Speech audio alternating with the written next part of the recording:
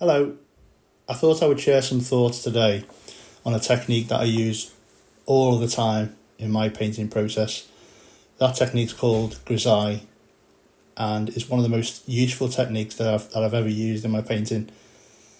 This video serves as somewhat of a brief introduction to that subject really, and I'll probably go into it in more details in future videos. So what is a Grisaille? So I'm currently painting a horse portrait, as you can see in this video footage. A grisaille is a French term meaning grade, and it was a technique used by the old masters to completely render a painting in tones of grey before adding colour glazes to the painting. So when I paint using a grisaille underpainting, I tend to use Mars black and titanium white, but other combinations of paint can be used to create the same effect. There are various other types of monochromatic underpainting too. You don't have to use black and white, whatever suits for the piece that you're working on. The other types of underpaintings that can come in handy depending on the subject of the painting. Sometimes I paint in shades of green, which is referred to as verdaccio.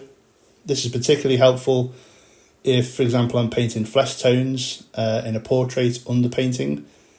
On some paintings I'll use raw umber mixed with white to create an underpainting entirely in shades of brown.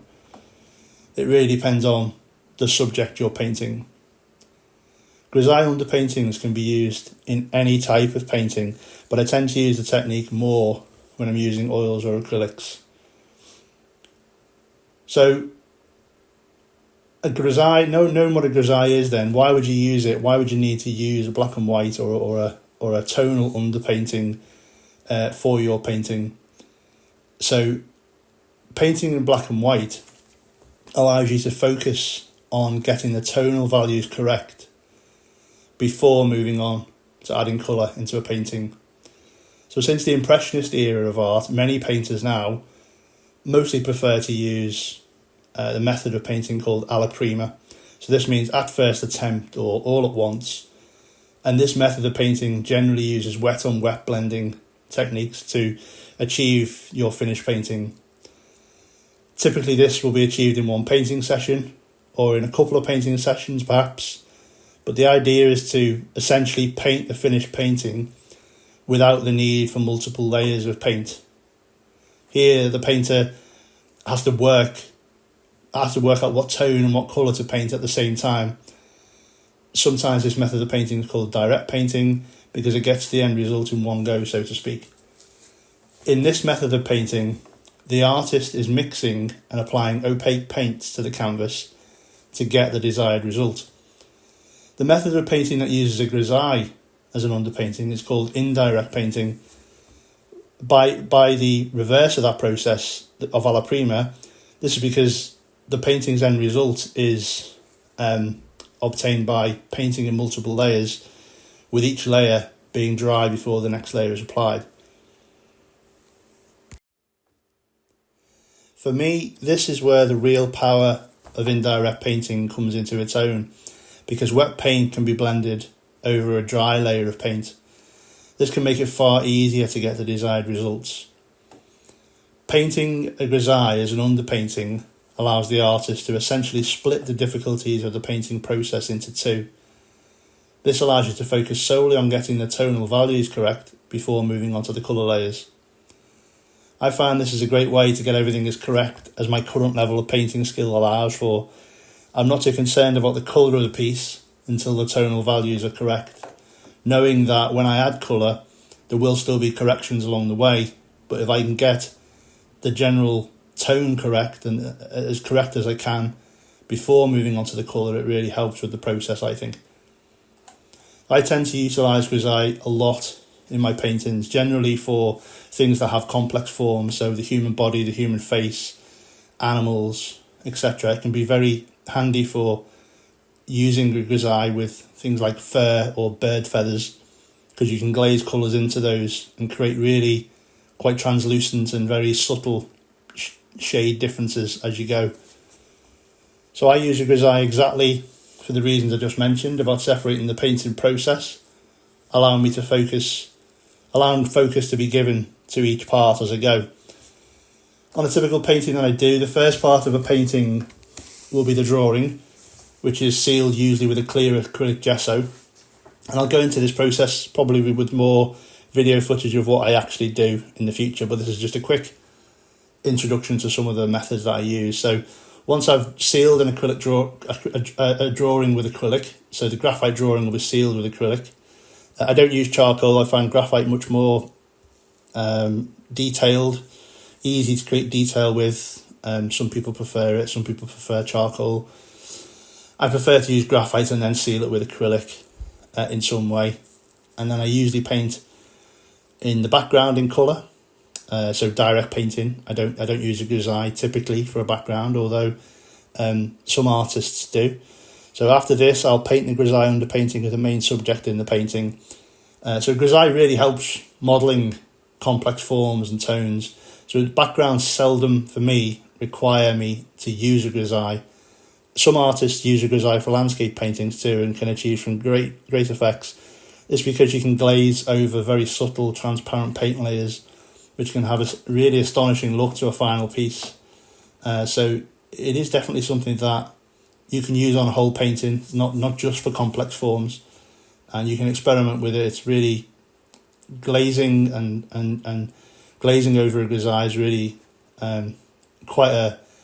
you can really experiment with it and really get some amazing results. So when painting in grisaille, it's important to know that as you add more layers to a painting, it will naturally darken the painting.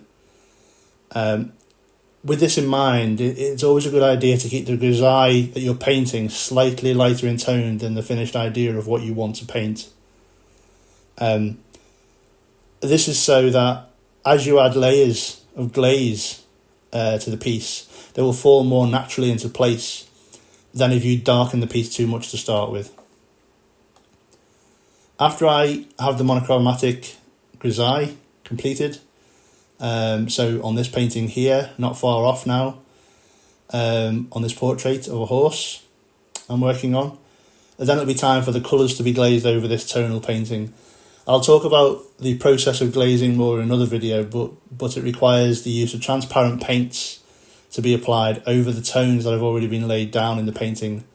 Each layer of glazed paint, of which there can be quite a lot, as many as you need, mixes optically to achieve very subtle nuances in colour. This is a bit like looking through a stained glass or perspex see-through plastics. If you place, say, a blue piece of stained glass below a yellow piece, the end result will show as green. This is essentially what's happening when you apply transparent paint over one another in the right quantities on your canvas. You can check paint tubes to see if they are transparent.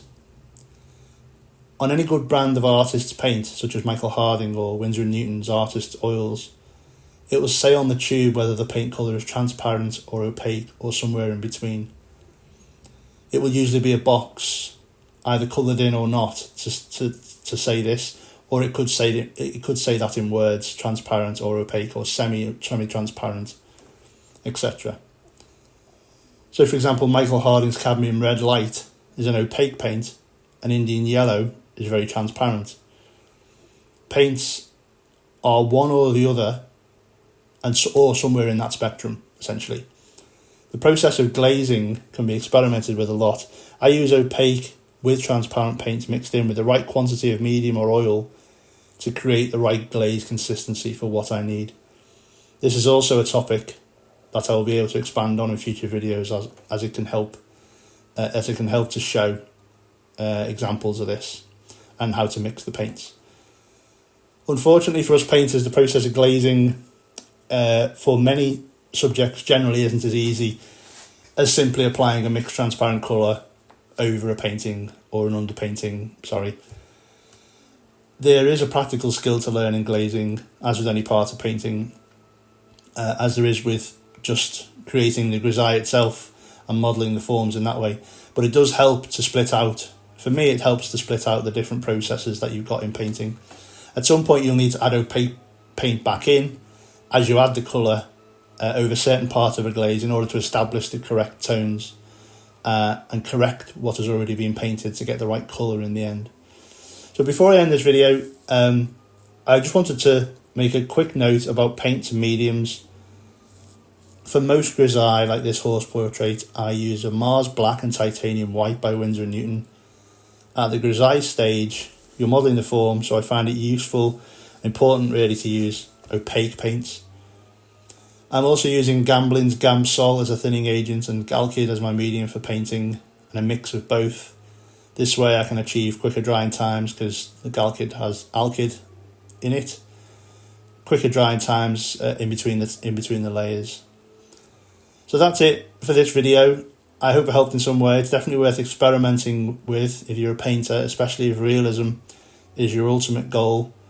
In future videos I'll show the materials I use in more detail, including the mixes for the mediums and thinners. I'll also be making a demonstration on how to apply the various methods I've discussed today. So thanks for dropping by and happy painting.